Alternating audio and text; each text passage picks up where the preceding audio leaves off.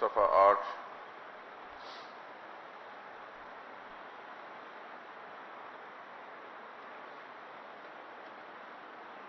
سورہ بقرہ کی آیت نمبر 36 سے 39 تک۔ اعوذ باللہ من الشیطان الرجیم، بسم اللہ الرحمن الرحیم۔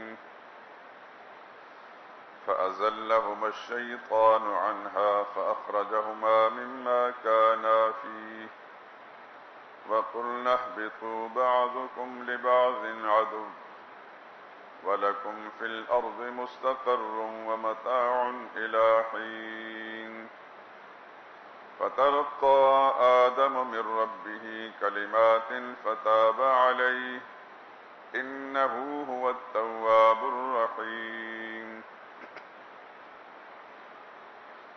قلنا اهبطوا منها جميعا فإما يأتينكم مني هدى فمن تبع هداي فلا خوف عليهم ولا هم يحزنون والذين كفروا وكذبوا بآياتنا أولئك أصحاب النار هم فيها خالدون۔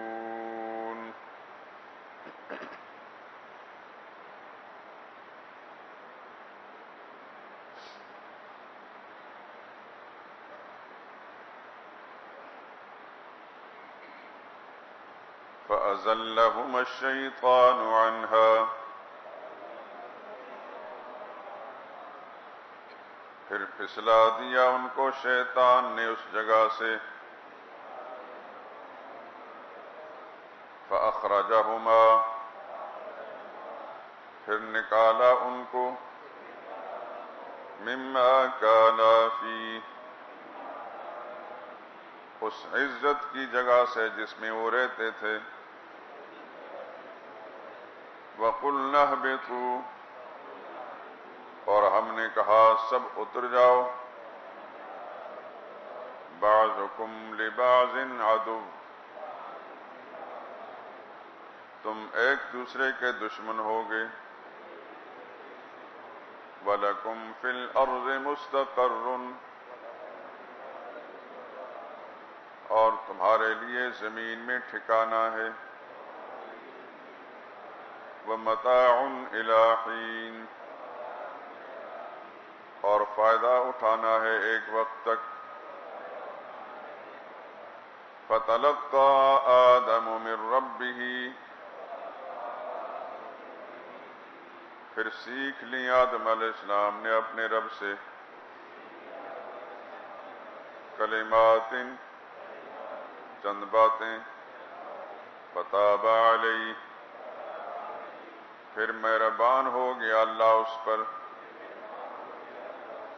انہ هو التواب الرحیم، بلا شبہ وہی توبہ قبول کرنے والا مہربان ہے۔ قلنا اهبطوا منها جميعا، ہم نے حکم دیا اتر جاؤ یہاں سے تم سب، فَإِمَّا يَأْتِيَنَّكُمْ، پھر جب بھی پہنچے تم کو،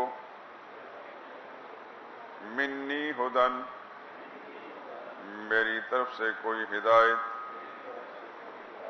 فمن تبع ہدایا، پھر جو چلا میری ہدایت پر، فلا خوف علیہم، تو کوئی خوف نہ ہوگا ان پر، ولا هم يحزنون، اور نہ وہ غمگین ہوں گے،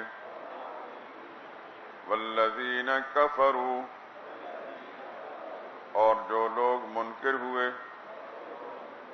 وکذبوا بآیاتنا،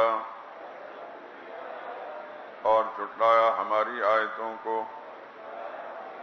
اولئک اصحاب النار، ایسے لوگ دوزخ میں جانے والے ہیں، ہم فیہا خالدون، اس میں ہمیشہ رہیں گے۔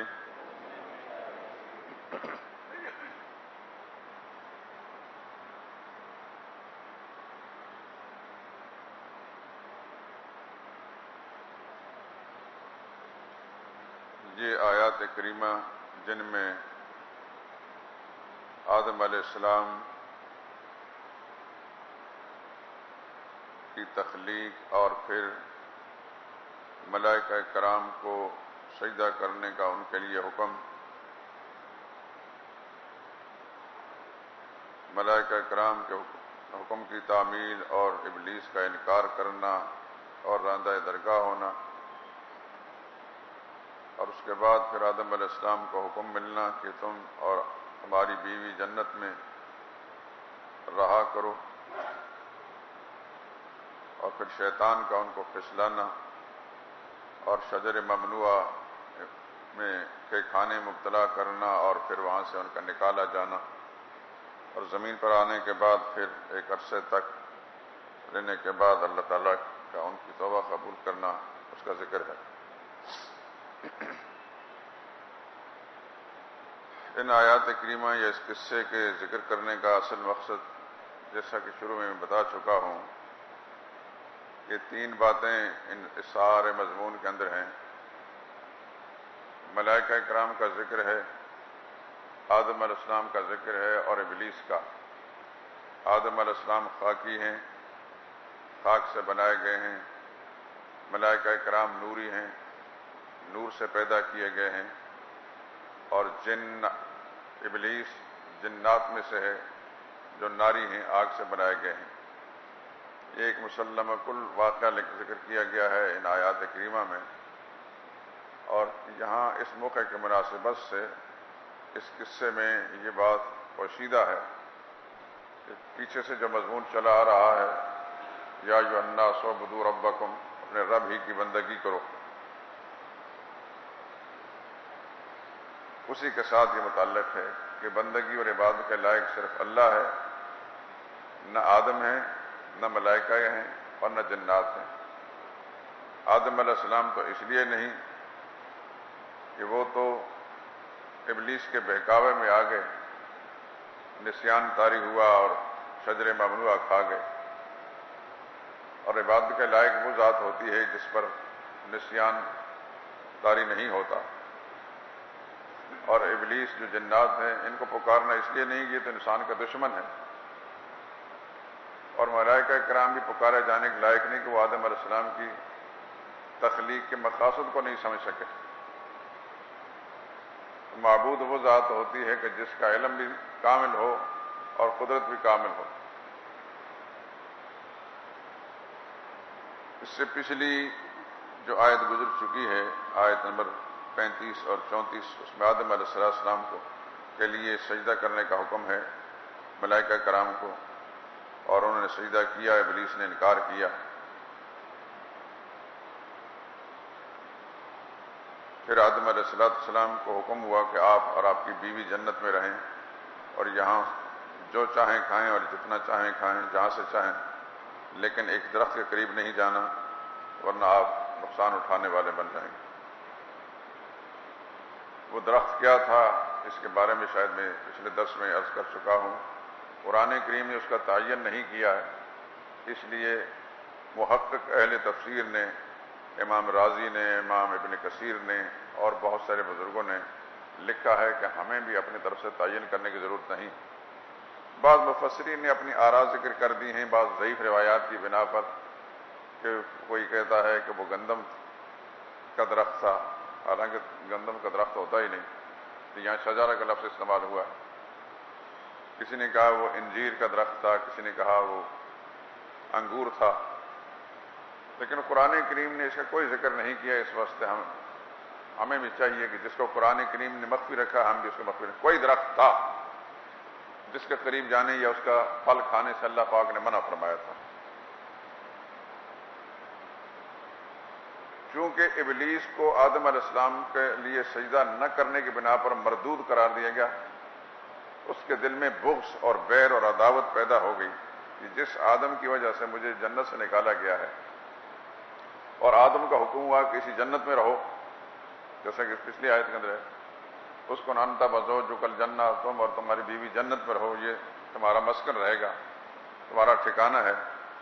اس کے دل میں یہ عداوت پیدا ہوئی کہ مجھے جنت سے نکال دیا گیا اور اس کو جنت میں رہنے کا حکم دیا گیا، میں اس کو نکال کر چھوڑوں گا۔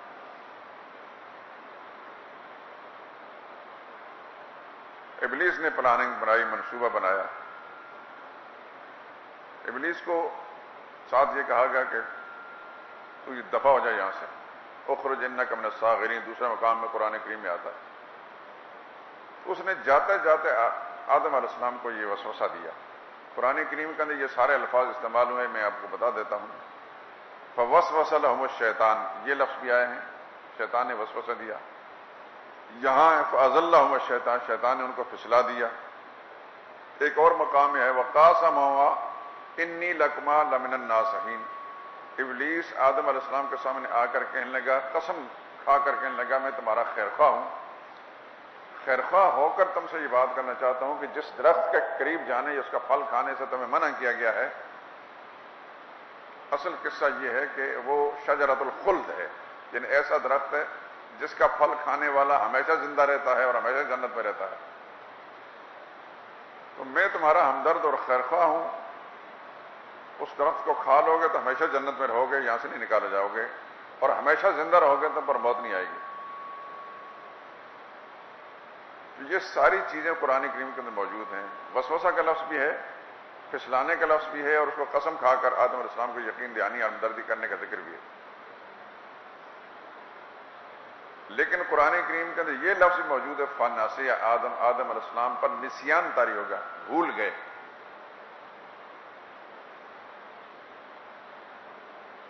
اب صورتحال کیا ہے؟ اہل سنت والجماعت کا ایک متفقہ عقیدہ شروع سے چلا آ رہا ہے اب تک کہ انبیاء کرام علیہ السلام معصوم ہوتے ہیں، گناہ نہیں کرتے، ہر قسم سے گناہوں سے وہ پاک ہوتے ہیں، معصوم ہوتے ہیں۔ تو یہاں کیا ہے، آدم علیہ السلام سے تو بظاہر نظر آ رہا ہے کہ نافرمانی ہو گئی، جس درخت کے پھل کھانے یا اس کے قریب جانے سے منع کیا گیا تھا وہ چلے بھی گئے، اور شیطان نے ان کو پھسلا دیا، اور اس جنت کی عزت و راحت کا مقام تھا اسے نکال بھی دیا۔ تو یہ کیا معاملہ ہے؟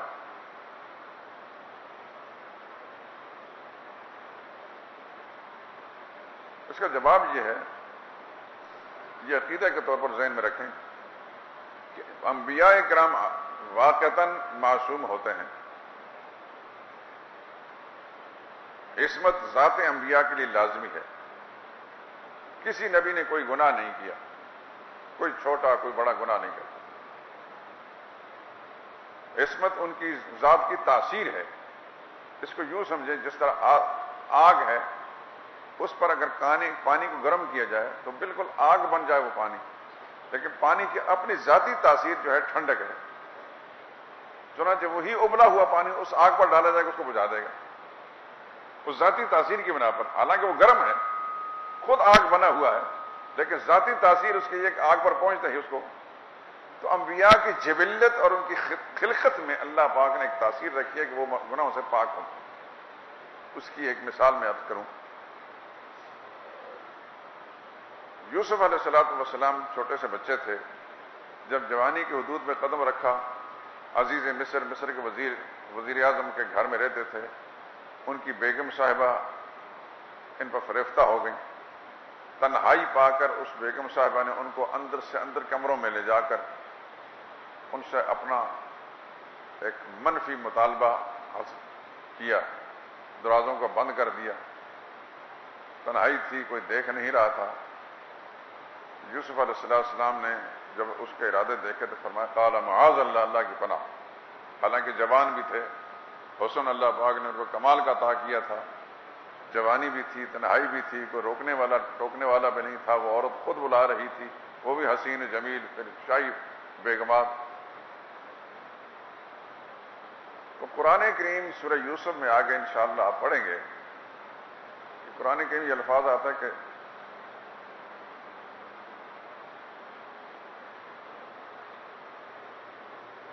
وَلَقَدْ ہَمَّتْ بِهِ، پکی بات ہے کہ وہ عورت یوسف علیہ السلام کے ساتھ برا کام کرنے کا ارادہ کر چکی، وَهَمَّ بِهَا لَوْلَا أَن رَّأَىٰ بُرْهَانَ رَبِّهِ، اور یوسف علیہ السلام بھی اس عورت کے ساتھ برا کام کرنے کے ارادہ کر چکے ہوتے اگر رب کی برہان نہ دیکھی ہوتی۔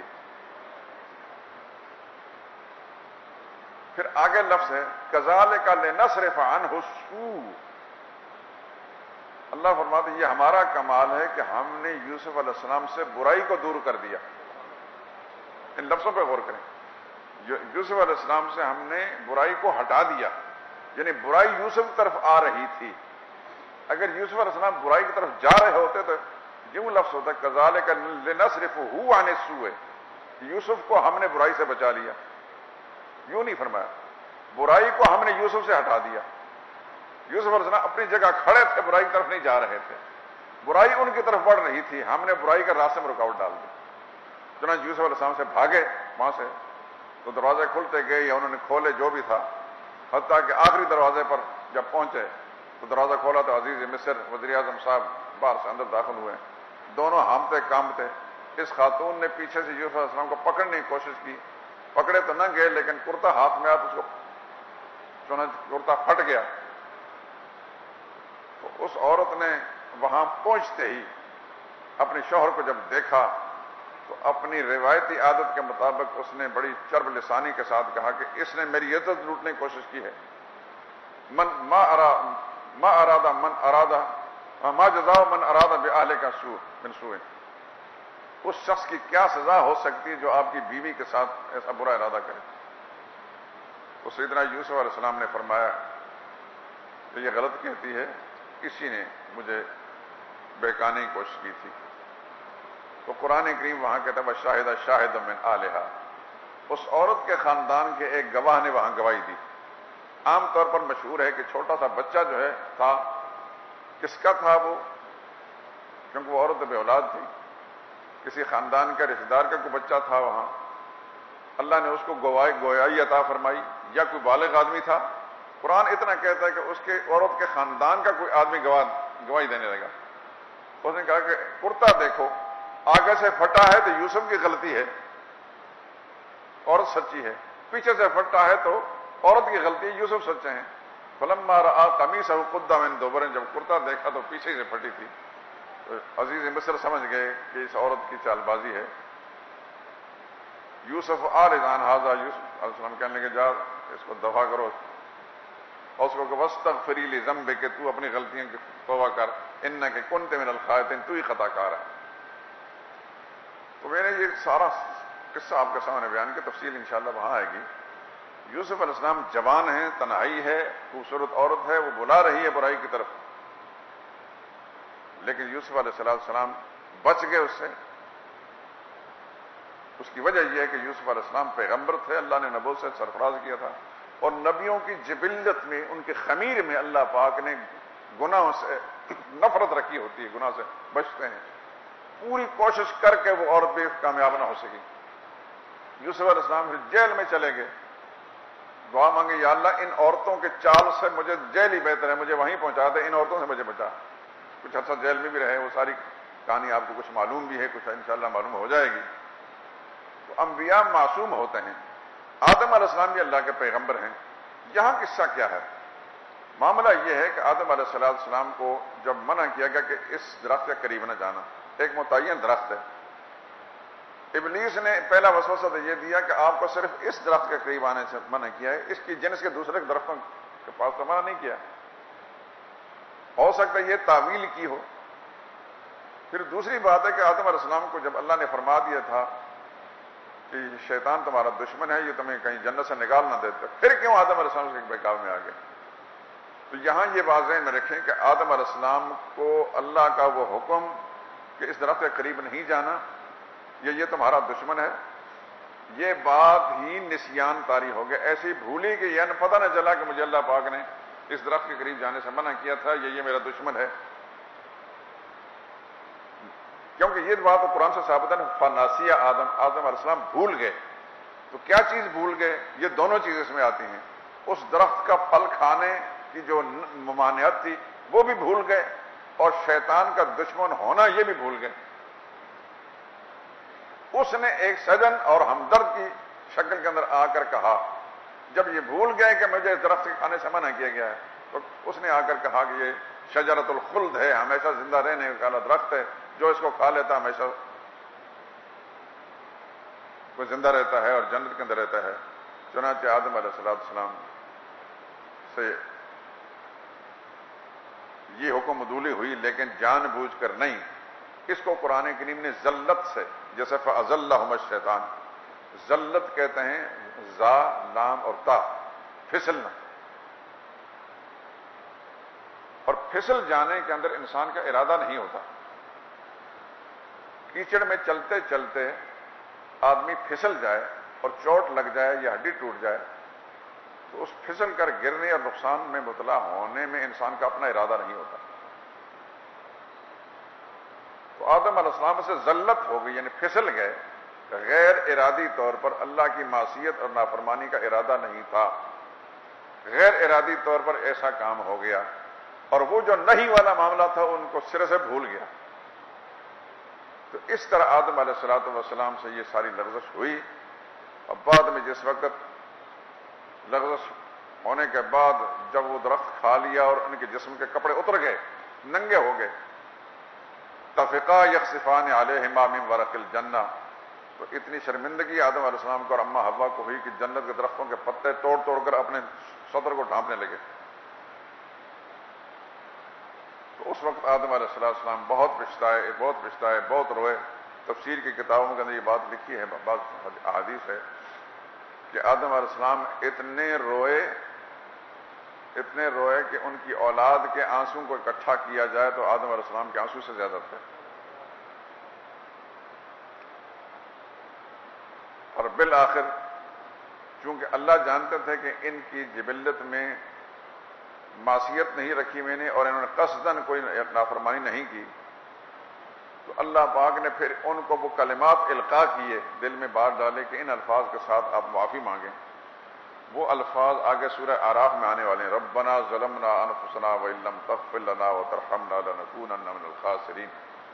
چنانچہ ان الفاظ کے ساتھ انہوں نے اللہ سے توبہ کی، اللہ نے معاف کر دیا۔ یہاں تو صرف فتاب علیہ، اللہ نے ان کو معاف کر دیا، یہاں فتلقى آدم من ربی کلمات فأزلهما الشیطان، پھر پھسلا دیا ان کو شیطان نے، عنہا، اس عزت والی جگہ سے، یعنی جنت سے، یعنی وہی وسوسے دیے، اس نے قسم کھا کر کہا کہ یہ شجرۃ الخلد اس کو کھا لو، فاخرجہما، نکال دیا ان کے عزت جگہ سے، کانا فی، جس میں وہ رہتے تھے، قلنا اہبطوا بعضکم لبعض عدو، ہم نے اسی وقت کہا جاؤ تم اب یہاں جنت میں نہیں رہ سکتے، آگے چل کر تم ایک دوسرے کے دشمن ہو گئے، یعنی تمہاری اولادوں کے اندر دشمنی چلے گی، یہ ابلیس تمہارا دشمن ہوگا، اور زمین میں تمہیں ایک عرصے تک ٹھکانا ہوگا اور وہاں نفع اٹھانا ہوگا۔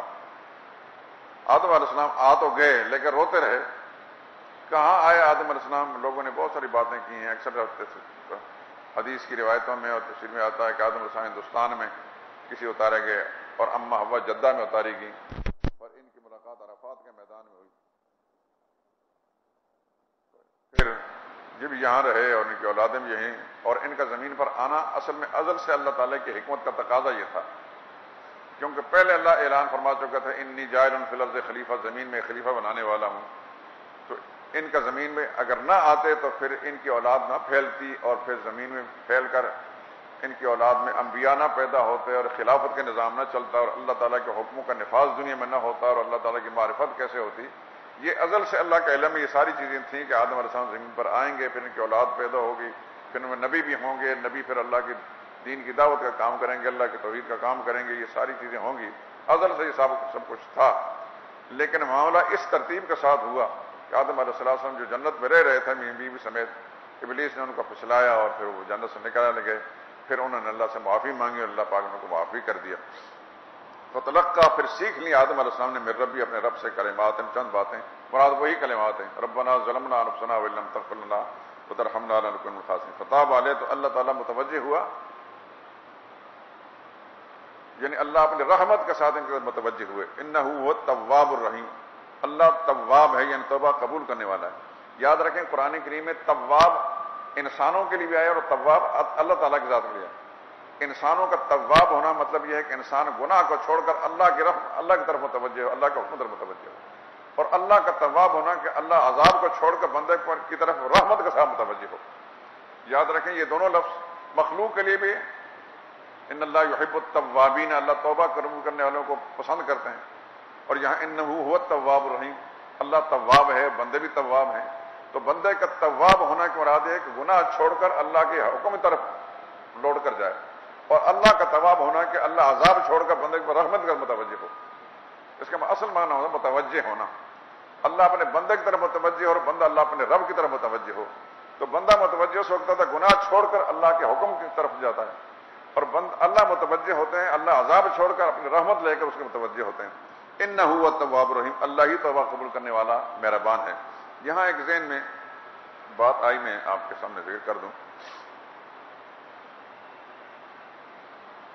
ایک مسئلہ یہ ذہن میں یہ کہ آدم علیہ السلام کی جو توبہ قبول ہوئی تھی، اس کے بارے میں ایک بات کہی جاتی ہے، عام طور پر یہ بھی دیتی مولوی بہت بولتے رہتے ہیں، ہانکتے رہتے ہیں، اور کہ آدم علیہ السلام نے عرش عظیم پر دیکھا لا الہ الا اللہ محمد رسول اللہ لکھا تھا، تو پھر اس کلمے کے وسیلے سے، محمد رسول اللہ کے وسیلے سے اللہ سے دعا مانگی تو اللہ نے قبول کر لی۔ یہ روایت بالکل موضوع ہے،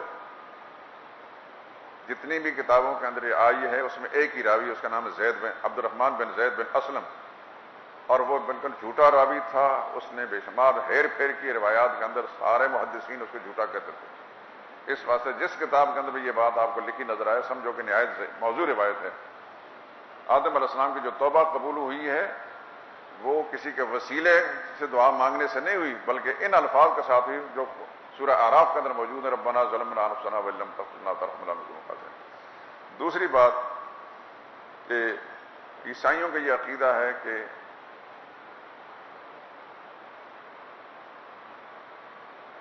عیسیٰ علیہ السلام صلیب پر چڑھ گئے تو پھر سارے عیسائیوں کے گناہ معاف ہو گئے اس کی وجہ سے۔ چنانچہ بہت ساری قوموں کے ایسے ہیں کہ یہ ان کے بڑے پوپ اور پادری جو ان کے گناہ معاف کر دیتے ہیں، ان کے کچھ نذرانے شکرانے لے کر ان کے گناہ معاف کر دیتے ہیں۔ یہ جو اسماعیلی ہیں آغا خانی، ان کے ہاں بھی ایسا ہے کہ وہ کچھ خاص قسم کے چندہ اور فنڈ آغا خان کے فنڈ کے اندر جمع کرا کر نمازیں معاف کرا لیتے ہیں اور اپنے باقی ساری چیزیں معاف کرا دیتے ہیں۔ یہ کفارے، اس کو نام کفارہ رکھا ہے۔ یہ باطل عقیدہ ہے، کوئی بھی کسی کے گناہ نہ کوئی مولوی معاف کر سکتا ہے، نہ کوئی پیر معاف کر سکتا ہے، نہ کوئی پوپ پادری معاف کر سکتا ہے۔ اللہ فرماتے ہیں انہ هو التواب الرحیم، اللہ ہی توبہ قبول کرنے والا مہربان ہے، اللہ کے ساتھ کوئی اور نہیں ہے۔ یہ اگلی آیت پڑھ لیتے ہیں۔